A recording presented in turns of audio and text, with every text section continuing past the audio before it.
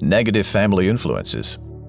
We must not allow close family members and friends to lead us away from God. Here now is Gene Getz. Deuteronomy 13, 6 through 8.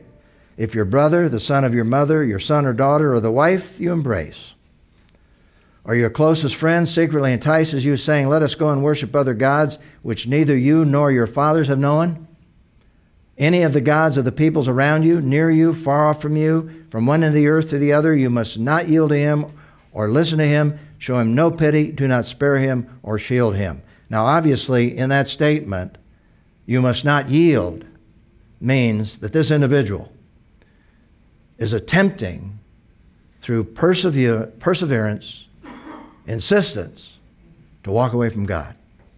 And we've seen some illustrations of that in the other books of Moses. For example, one man who deliberately, against God's will, took a pagan Gentile woman into his own tent in the presence of all of his family, had an illegitimate relationship. And that's where God had no mercy ultimately on that individual. And that was in the full light of God's revelation not to be involved in idolatry and immorality.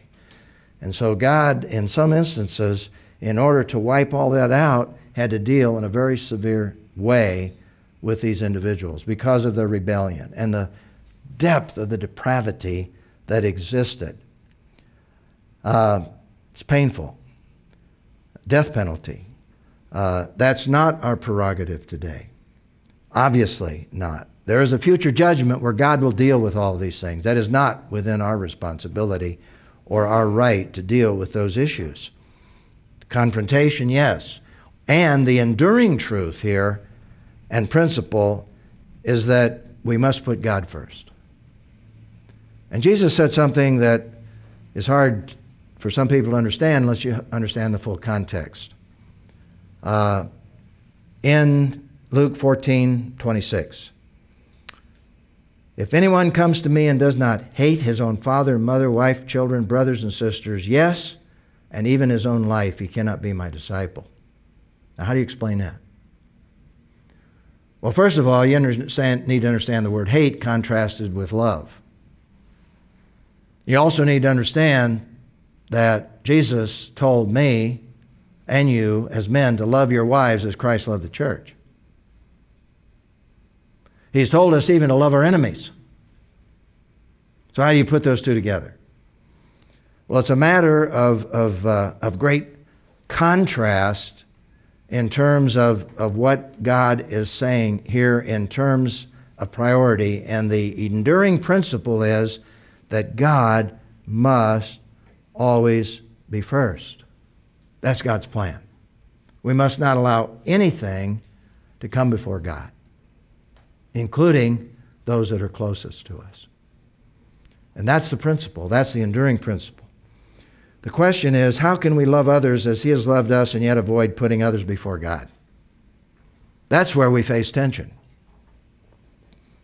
And we all struggle with this. And we have to be cautious.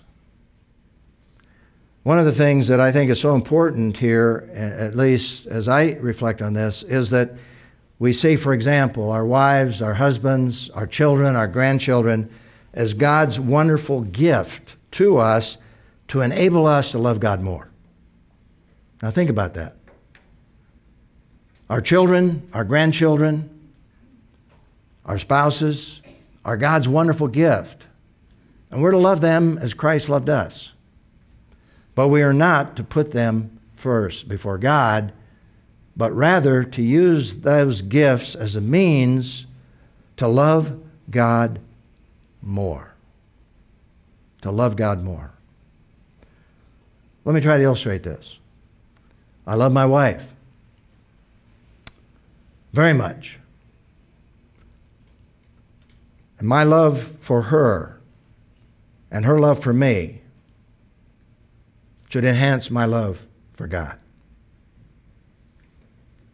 Now, if I can keep that in mind, that never do I put her or anyone in front of God, but rather this is the gift that God has given me to love God more.